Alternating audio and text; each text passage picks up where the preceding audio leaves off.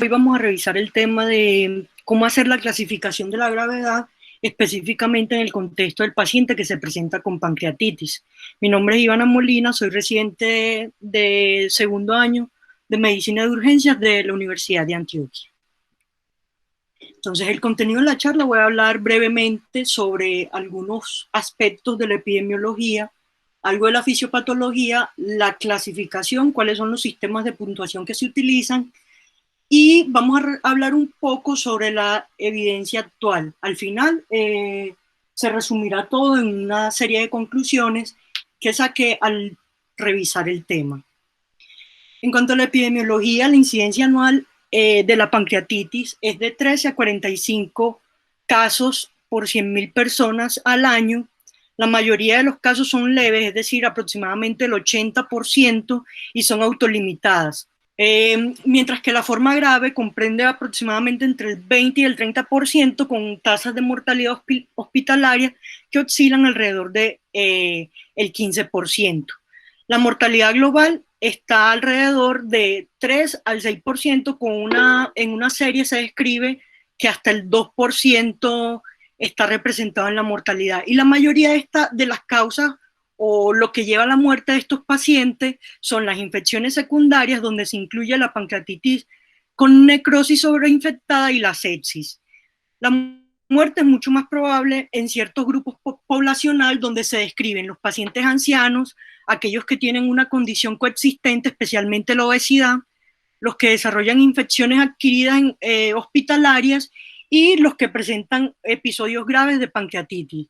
que se caracteriza principalmente por la presencia de fallo de órgano de forma persistente o la necrosis pancreática infectada. Los cálculos biliares siguen siendo la causa más común y representa aproximadamente la mitad de todos los casos en Reino Unido, mientras que hasta el 25% de los casos de pancreatitis aguda pueden atribuirse al alcohol. La pancreatitis inducida por alcohol es mucho más frecuente encontrarla en hombres de mediana edad, mientras que la pancreatitis idiopática representa solamente entre el 20 y el 34% de los casos, y su incidencia es similar tanto en hombres como mujeres. Se dice que en la incidencia de esta última va a depender en gran medida de que el médico investigue el episodio en busca de determinar cuál es la etiología causal. Y se ha recomendado, pues en la guía manifiestan que este porcentaje no debe ser mayor del 20%. Idealmente el 80% de las pancreatitis agudas se debe determinar cuál es la etiología. En cuanto a la fisiopatología, existen algunos mecanismos precisos que están implicados, sin embargo, no están muy bien dilucidados, y se han descrito algunos, como por ejemplo los eventos intracinar. Desde 1896 el señor Chiari propuso el concepto de autodigestión del páncreas debido a la presencia de enzimas pancreáticas activadas, y que a través del tiempo se ha centrado la fisiopatología de esta entidad principalmente en esta teoría. Sin embargo, hacia los últimos años se ha podido determinar que existen otros mecanismos implicados, dentro de los que se destacan la respuesta inflamatoria y el síndrome de disfunción multiorgánica. Se ha determinado además que la progresión de la inflamación local y sistémica son factores independientes a los eventos ocurridos dentro del acino. Y existen otros eventos como el estrés oxidativo, la autofagia, la disfunción mitocondrial, que van a perpetuar el daño, y que este daño puede ser de forma temprana o tardía, dependiendo del mecanismo implicado. Entonces, esta gráfica la traigo básicamente para representar algunos de los mecanismos celulares que son importantes, como en este caso, donde vemos que todos estos mecanismos son importantes y que van a representar la mayoría de las causas. Se van a ver representadas la mayoría de las causas que me van a llevar a pancreatitis. Entonces, en esta primera imagen vamos a ver cómo algunos eventos desencadenantes, como la presencia de cálculos biliares, la realización de una CEPRE, la ligadura ductal, van a producir una obstrucción del ducto que va a evitar la exocitosis acinar, y con ello la salida del tripsinógeno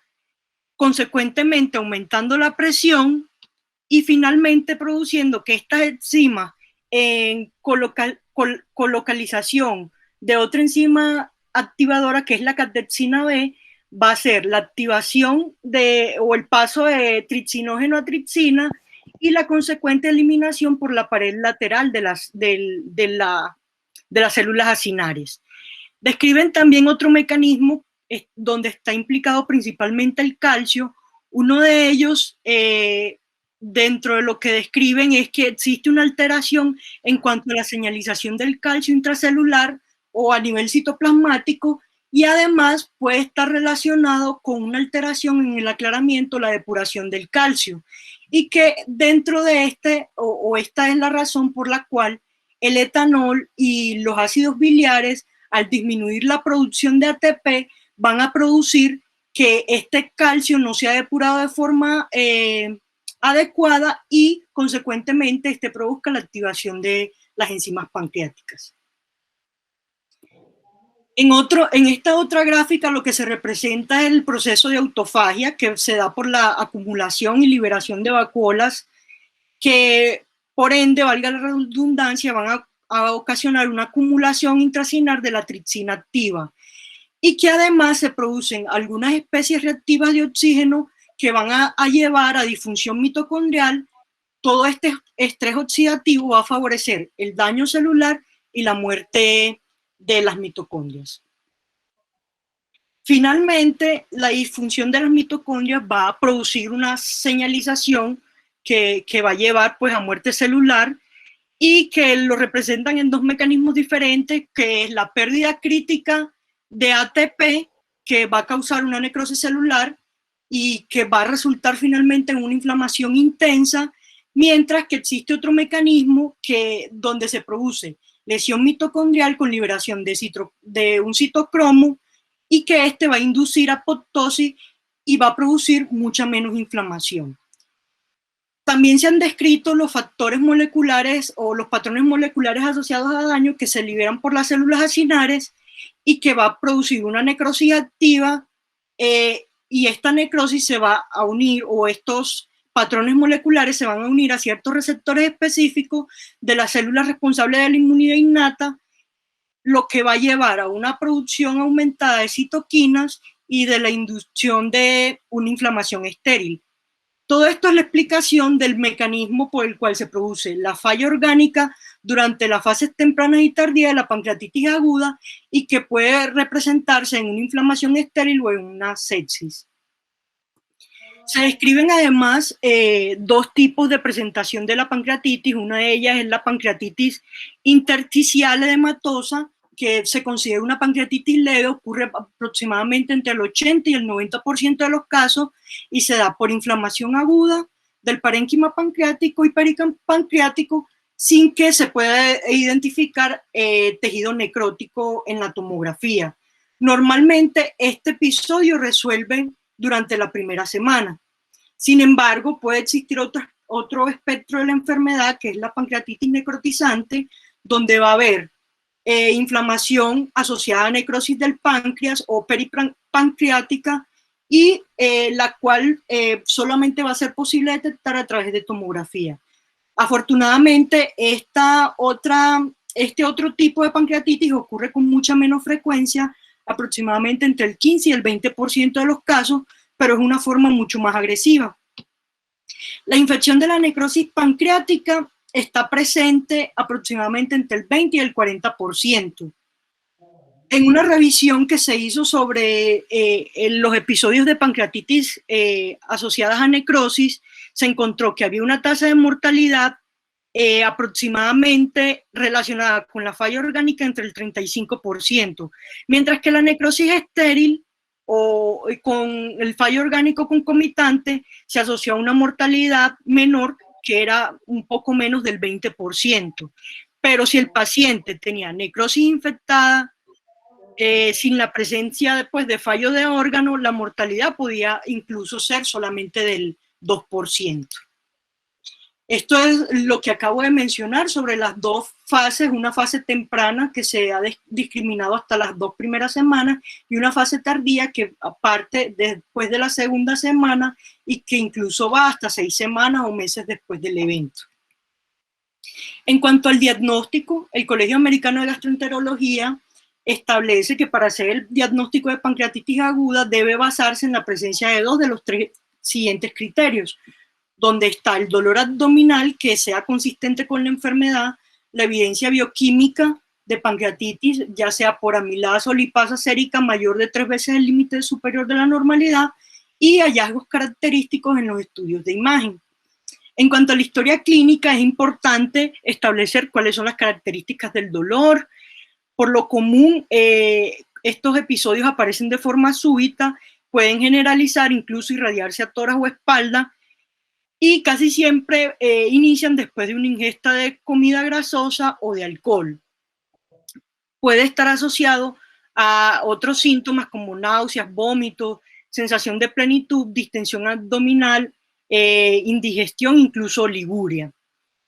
En cuanto a los hallazgos al examen físico, que pueden ser variables, donde se incluye la fiebre, hipotensión, taquicardia, taquipnea, ictericia, puede encontrarse también hipersensibilidad o resistencia o presencia de signos de irritación peritoneal. Y en cuanto al signo de Cullen, que es la equimosis y el edema del tejido subcutáneo, junto al signo de Gray-Turner, que hace referencia a la equimosis que aparece hacia los flancos, se asocian con una pancreatitis grave y de entrada denotan un mal pronóstico. Es importante además interrogar sobre antecedentes de pancreatitis previas, presencia de cálculos biliares, la ingesta de alcohol, el consumo de fármacos, la hiperlipidemia, si hubo o no trauma asociado, si se realizó algún tipo de procedimiento invasivo o si existen antecedentes familiares sobre enfermedad pancreática. En cuanto a los laboratorios, como ya lo mencioné, uno de los criterios para hacer diagnóstico está la presencia de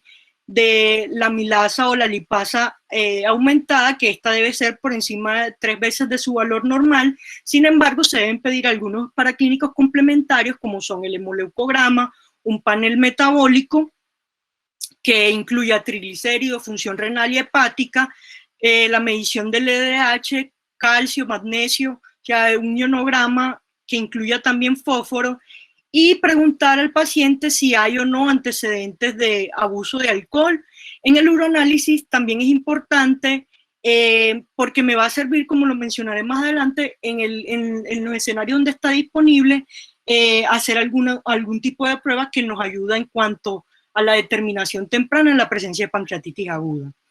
De acuerdo al escenario clínico, también necesitamos pedir o podemos solicitar la PCR, gases arteriales, y donde esté disponible los niveles de interleuquina. En cuanto a las imágenes, dentro de la guía ellos recomiendan que siempre se debe ordenar una ecografía de abdomen siempre que esté sospechando que el paciente está cursando con una pancreatitis. La ecografía abdominal se puede hacer al ingreso dentro de las primeras 48 horas, es útil sobre todo para hacer el diagnóstico de pancreatitis de origen biliar, pero está limitado por la presencia de gas intestinal o si el paciente está cursando con una coledopolitiasis. Además que este estudio hace hincapié que no tiene ninguna utilidad para evaluar el pronóstico.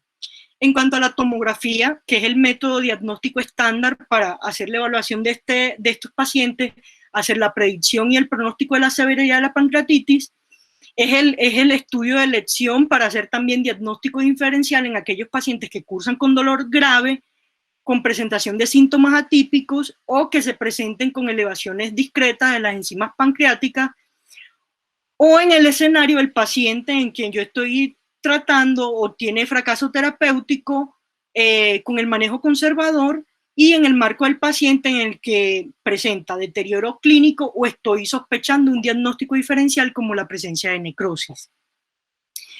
El tiempo óptimo para realizar la tomografía es de 72 a 96 horas después del inicio de los síntomas. También se puede solicitar resonancia, que es útil en aquellos casos donde no puedo exponer al paciente al contraste por hipersensibilidad. y que muestra algunas ventajas sobre la tomografía, sobre todo cuando se evalúa el conducto pancreático principal y para determinar la presencia o no de colecciones. A diferencia de los otros métodos, o sea, la selección del método va a depender básicamente del contexto clínico y del orden que les mencioné. Idealmente, primero tratar de excluir como las causas más frecuentes en nuestro medio, que sería el origen biliar. En cuanto a los laboratorios, antes de hablar de los laboratorios, quisiera mencionar que la probabilidad de tener o no pancreatitis va a estar determinada principalmente por el índice de sospecha del médico y que va a estar basado principalmente en los hallazgos en la historia clínica y al examen físico. Entonces, la enseñanza clásica que tenemos en cuanto a los laboratorios es que los niveles de amilasa deben estar por encima de 3 o 4 veces del límite superior normal para poder hacer un diagnóstico de pancreatitis. Si bien la medición de las enzimas, como la amilasa, en este caso que es el estándar de oro, es inespecífica, se eleva entre 2 y 24 horas, hace un pico a las 48 horas y se normaliza entre el quinto y séptimo día. Puede estar falsamente elevada en algunas condiciones como enfermedad renal crónica, parotitis, en el contexto isquemia o obstrucción intestinal, o puede interferir con el uso de algunos medicamentos. El 32% de los pacientes que tienen una pancreatitis de origen alcohólica, los niveles de amilasa pueden estar normal o puede estar baja en aquellos pacientes que tienen hipertrigliceridemia. La sensibilidad es del 90% en las primeras 36 horas del inicio de los síntomas y cae después de las 48 horas. En cuanto a la lipasa, tiene mucha mayor precisión diagnóstica, es más específica, se eleva entre 4 a 8 horas y hace un pico a las 24 horas, se normaliza entre el 8º y el 14º día y puede estar falsamente elevada también en algunas condiciones como enfermedad renal crónica, diabetes, los pacientes que se aplican heparina, pacientes que cursen con colecistitis o apendicitis, o en algunas enfermedades que son de tipo genético. Normalmente la podemos encontrar dentro de un rango normal o no estar elevada en un paciente que se presenta con una pancreatitis crónica. Existen otras enzimas que también se tienen en cuenta al momento de hacer el diagnóstico, sin embargo, en nuestro medio no están ampliamente disponibles. Una de ellas es la tripsina, específicamente el péptido de activación del tripsinógeno, que es útil como un marcador diagnóstico de pancreatitis debido a su precisión y que su evaluación, como ya lo mencioné, puede estar limitada por la disponibilidad. En cuanto a la clasificación de la gravedad, podemos decir que tal vez es lo más trascendente, lo más importante al momento de abordar a estos pacientes. Lo que se busca es determinar si el paciente debe ingresar a una sala de cuidados intermedios o una sala de cuidados intensivos, o si que por el contrario el paciente va a requerir una vigilancia en sala general o puede ser dado de alta de forma temprana. También me permite decidir sobre el inicio de la terapia y evaluar el riesgo de morbimortalidad en estos pacientes. Entonces, para hacer la clasificación de la gravedad, básicamente uno se basa en unos parámetros clínicos y en algunos estudios de laboratorio. Dentro de los parámetros clínicos se destacan la edad mayor de 60 años. Se dice que en aquellos pacientes que tienen una edad superior a los 75 años tienen 15 veces más posibilidades de morir a las 2 semanas comparados con aquellos pacientes que tienen menos de 35 años. En cuanto a las enfermedades preexistentes, cobran particular importancia aquellos que tienen un puntaje de Charson mayor de 2 o los pacientes que tienen obesidad con un índice de masa corporal mayor de 30 o los pacientes que tienen una ingesta prolongada de alcohol. En todos los casos, estos aumentan el riesgo de complicaciones o de muerte. En cuanto a los estudios de laboratorios, la hemoconcentración y la zoemia o la alteración en los marcadores de inflamación van a ser también determinantes en cuanto a la mortalidad. la presencia de un BUN, una creatinina, un hematocrito elevado, cuando no se restablece o no vuelve a un rango normal después de una reanimación agresiva con líquidos endovenosos, también van a ser unos determinantes de mal pronóstico. Y otro que mencionan es la presencia de síndrome de respuesta inflamatoria sistémica, que se ha asociado con una mortalidad que tiene una sensibilidad aproximadamente del 77 al 89% y una especificidad entre el 79 y el 86%. Aquellos SIR que persisten asociados a una falla orgánica múltiple pueden tener una mortalidad de hasta el 25% en comparación a aquellos pacientes que presentan un SIR transitorio donde la mortalidad va a ser tan solo del 8%. También el ingresar con síndrome de respuesta inflamatoria sistémica tiene una sensibilidad del 100% y una especificidad del 31% para predecir pancreatitis grave. Bueno, otro de los criterios de clasificación de estos pacientes fue dado a partir de la revisión que se hizo en 1992 en la ciudad de Atlanta y que lleva como tal su nombre, que es la clasificación de Atlanta. Entonces ellos determinan que se trata de una pancreatitis leve siempre y cuando haya ausencia de un fallo de órgano, haya solamente complicaciones locales o sistémicas y que casi siempre el paciente que se presente con una pancreatitis leve tiende a resolver dentro de la primera semana y por lo general no va a requerir ningún tipo de exámenes de imágenes y la mortalidad va a ser muy baja. En cuanto a los pacientes que se clasifican dentro de la categoría de moderada, van a tener la presencia de un fallo de órgano de forma transitoria y que definen como menor a 48 horas o con presencia de complicaciones locales o exacerbación de una enfermedad comórbida. El paciente que está dentro de este grupo puede resolver dentro de las primeras 48 horas sin ningún tipo de intervención o por el contrario puede requerir atención especializada y lo que se ha visto es que normalmente los que están dentro de este grupo tienden a resolver dentro de la segunda o tercera semana. Tienen una bimortalidad que es menor del 8%.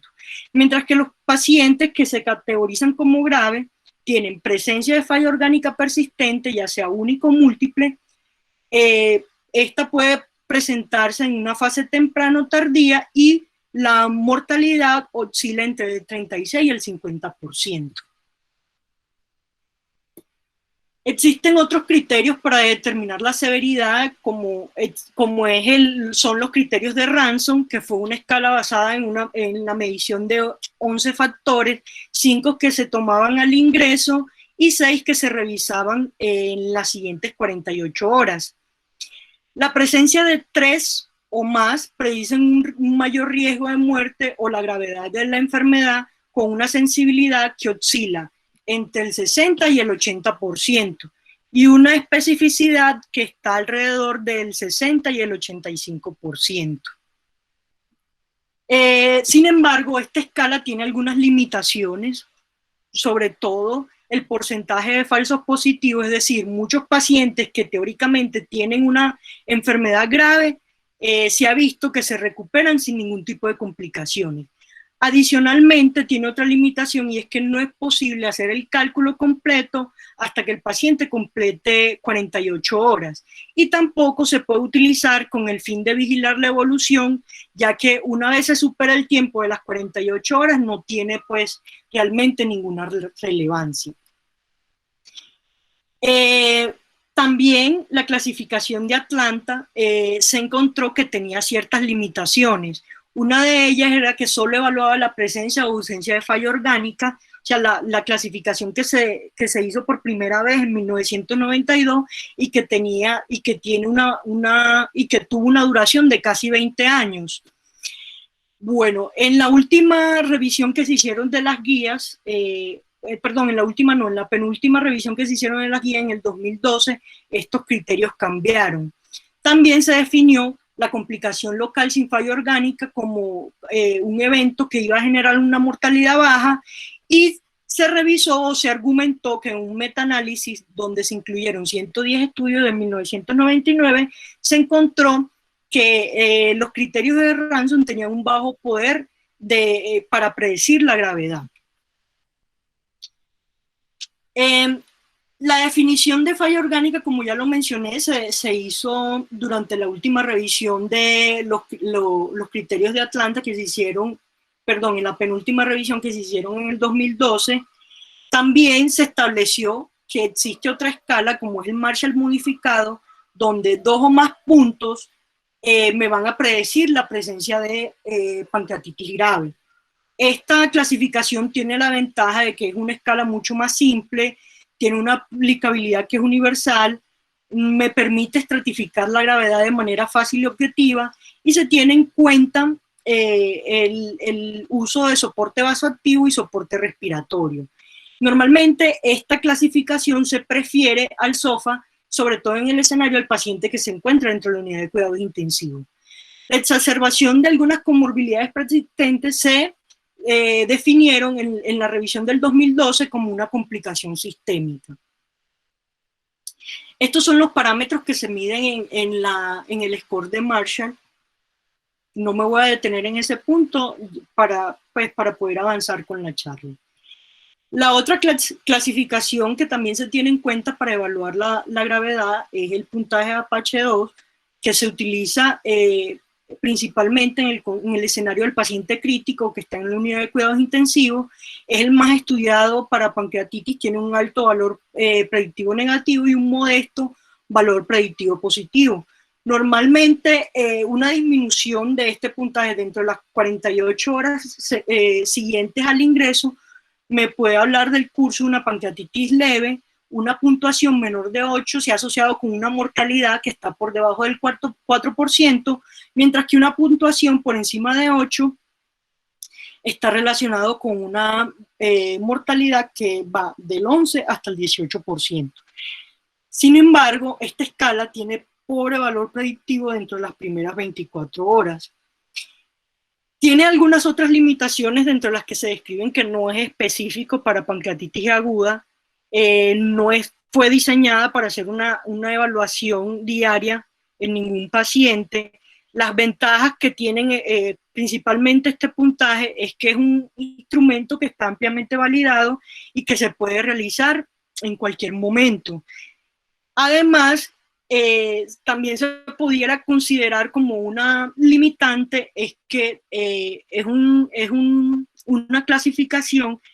donde se evalúan muchos parámetros y que normalmente o algunos de ellos no se toman de forma rutinaria en ciertos servicios.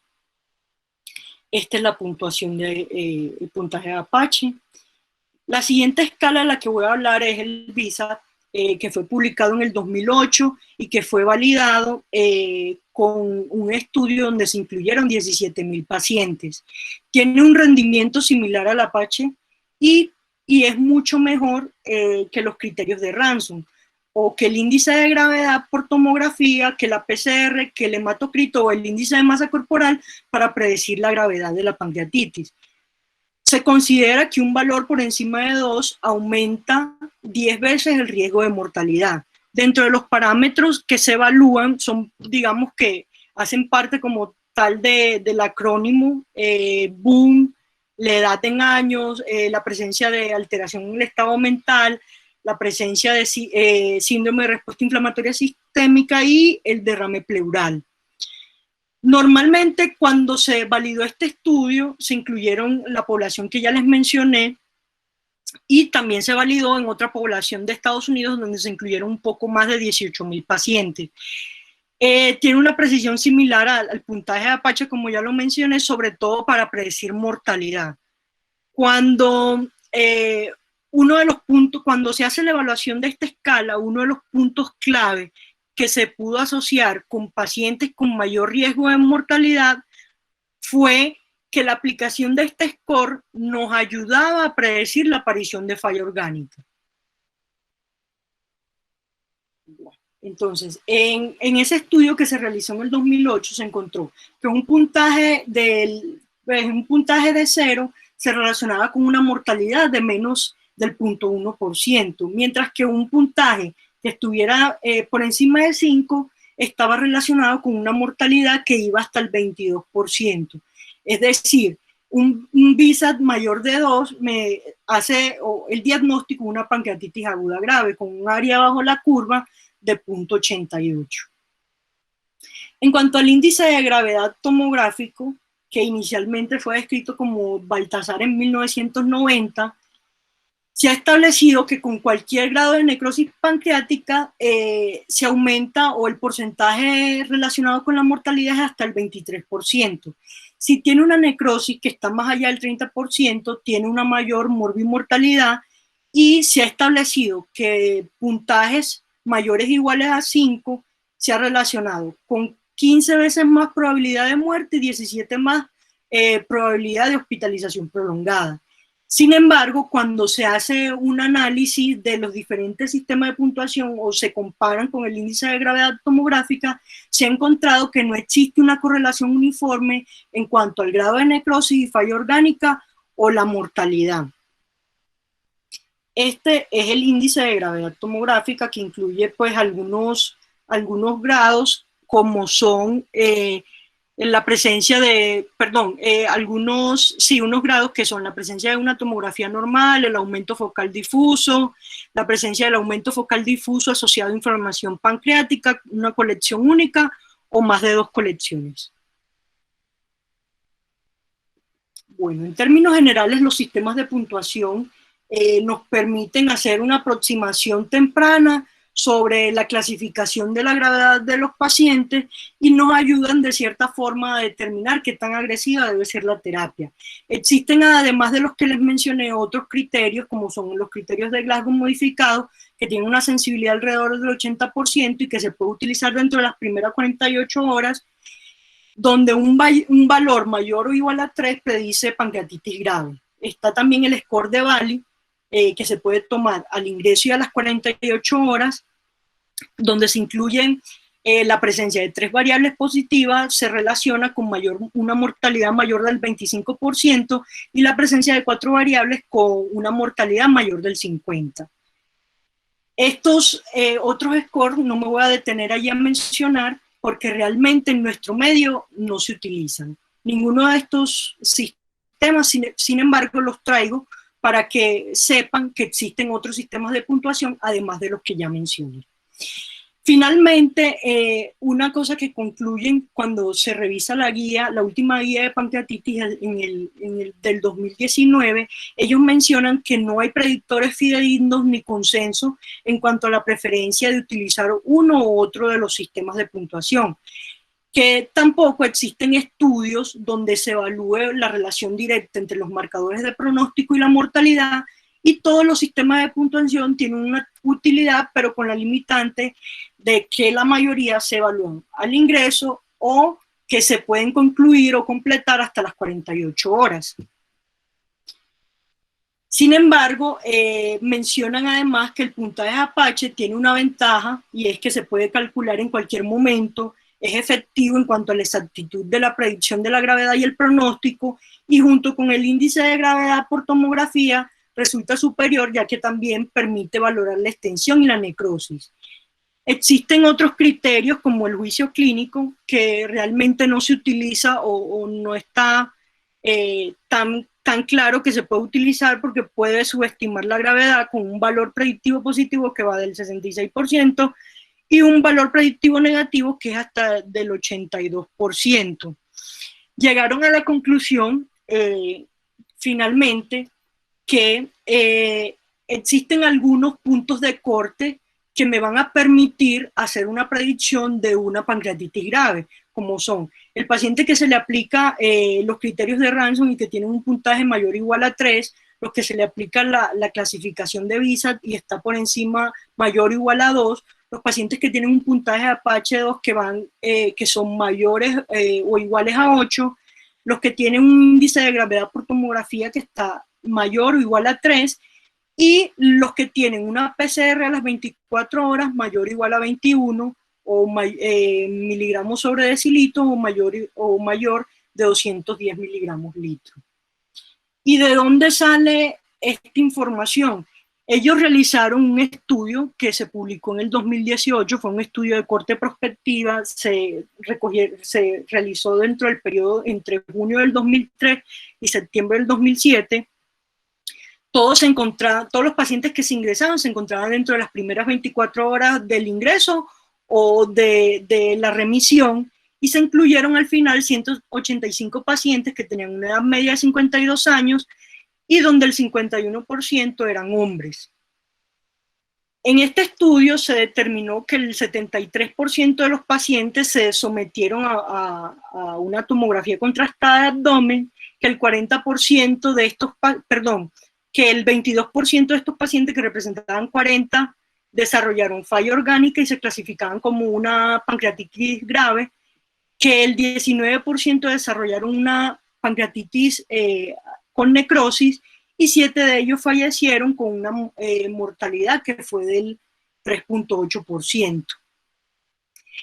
Encontraron además que el número de pacientes que tenían un puntaje de VISAT mayor o igual a 3 fue de 26, los que tenían un puntaje de Ransom mayor o igual a 3 fue de 47, y aquellos que tenían un Apache mayor o igual a 8 fueron 66 pacientes, y el índice de gravedad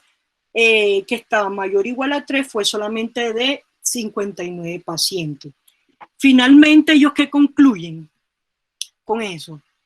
Que el área bajo la curva para establecer la severidad en cuanto al puntaje de VISAT fue de 0.81, para los criterios de Ransom fue de 0.94, para el puntaje de Apache fue de 0.78 y para el índice de gravedad por tomografía fue de 0.84. Con esto se confirmó que el puntaje de VISAT era un medio preciso para hacer la estratificación del riesgo de pacientes con pancreatitis aguda, y que sus componentes son clínicamente relevantes, fáciles de obtener, además que me permitía hacer una precisión en cuanto al pronóstico en comparación a los otros sistemas de puntuación. Y que se llegó a la conclusión que los sistemas de puntuación que eran simples, en este caso el VISAT, tienen mucha utilidad y que se podía incluso avanzar hacia o cambiar la tendencia a aplicar escalas que sean mucho más simplificadas para poder abordar a este tipo de pacientes.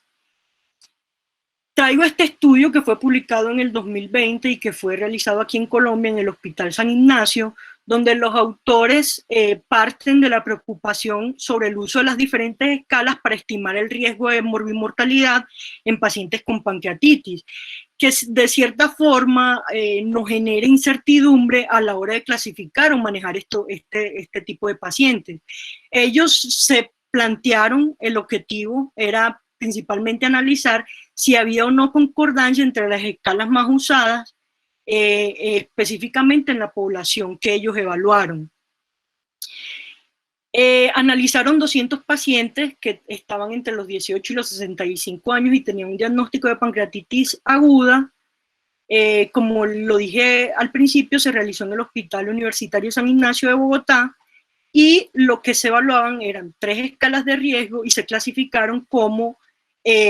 pancreatitis con predicción de gravedad según el puntaje. Para el Apache era mayor o igual a 8, para el Marshall era igual o mayor a 2, y para los criterios de Ransom era la presencia de 3 o más criterios. ¿Qué encontraron? Que el coeficiente de correlación kappa mostraba una concordancia débil, sobre todo entre la escala, cuando se hizo la comparación de la escala Apache y los criterios de Ransom, así como una concordancia pobre cuando se hizo la comparación entre los criterios de Ransom y la escala Marshall. Y había una concordancia, digamos que moderada, cuando se hizo la comparación entre el puntaje Apache y el Marshall. La conclusión que se sacó de este estudio es que existe muy poca concordancia entre las diferentes escalas que usamos de forma común para hacer la clasificación de pancreatitis aguda, y que por lo tanto esto no debe ser interpretado como clínicamente equivalente. Además, los resultados de este estudio nos hacen visible o demuestran la necesidad que existe en validar las diferentes escalas en nuestro medio, no solamente en Colombia, sino también en Latinoamérica. Además, sugerían que la escala Marshall sobreestimaba el riesgo de presentar, sobreestimar el riesgo de gravedad. En este otro estudio, donde lo que se buscaba era evaluar los parámetros del laboratorio y cómo nos ayudaban a predecir la gravedad con mucha más precisión. Este fue un estudio publicado en el 2017 donde se evaluó el valor predictivo de la PCR en la pancreatitis aguda. Y los autores se interrogan si es el cambio en el intervalo de la PCR un indicador adicional de gravedad. Entonces fue un estudio retrospectivo, se incluyeron pacientes que presentaban un primer episodio de pancreatitis aguda, se evaluó en el periodo de 5 años y lo que evaluaban era el cambio en el intervalo en los valores de la PCR desde el ingreso hasta el día 1, 2 y 3 y se comparó con los valores absolutos.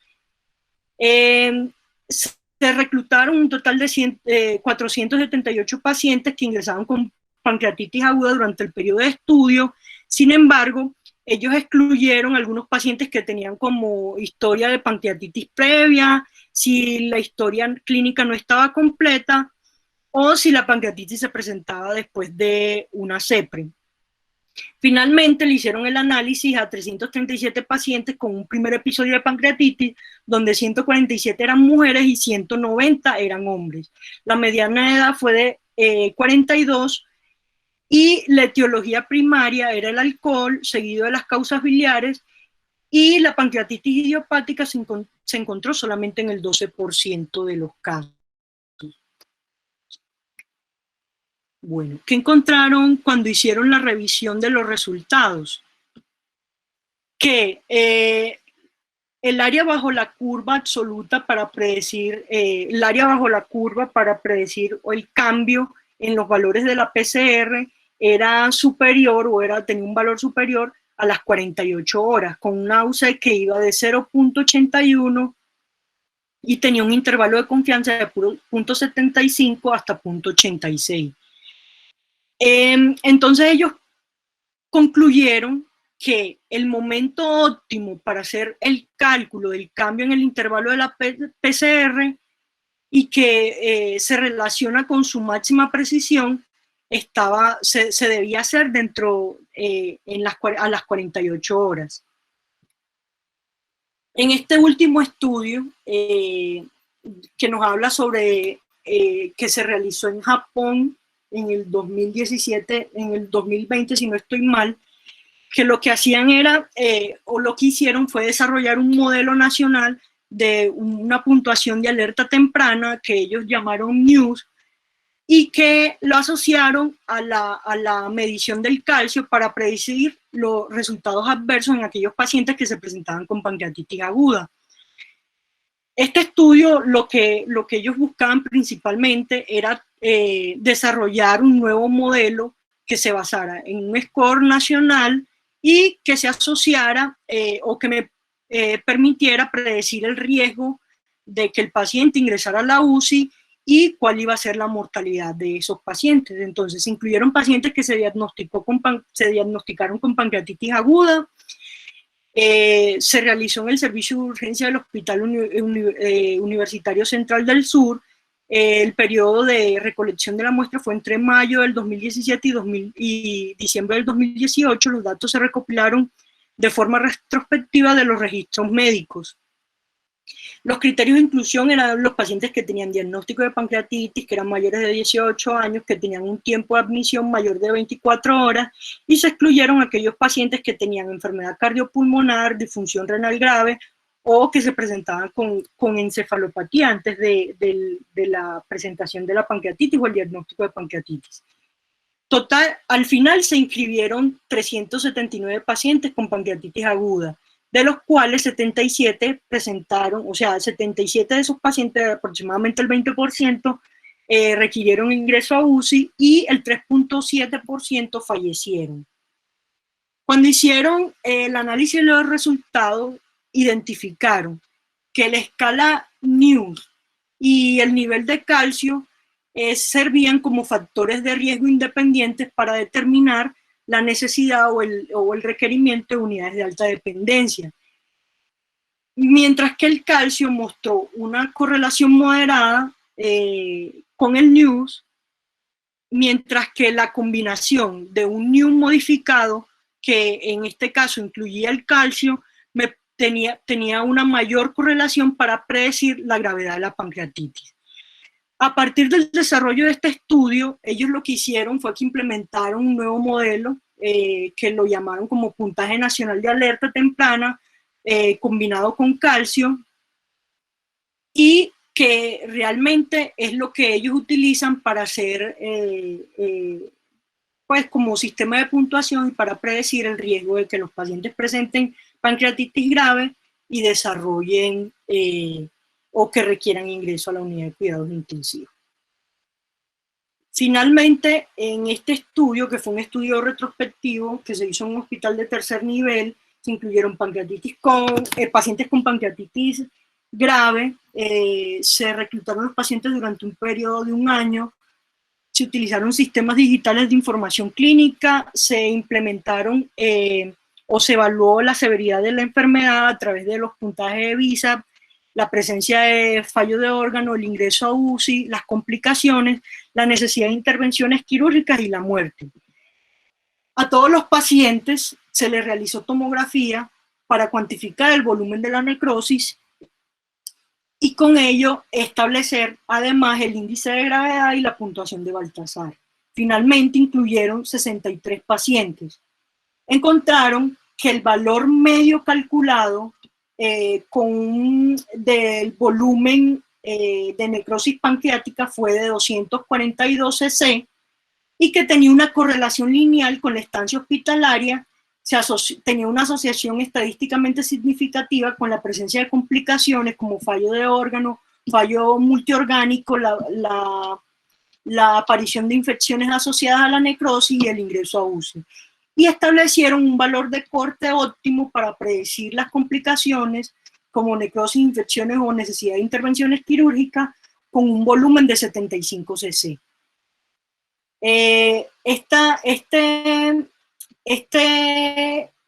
Predictor, en este caso el volumen de necrosis pancreática, se estableció como un nuevo biomarcador de imágenes para predecir la gravedad de la pancreatitis, con una sensibilidad que estaba alrededor del 100% y una especificidad del 78%. Después de hacer toda la revisión sobre las diferentes escalas de gravedad,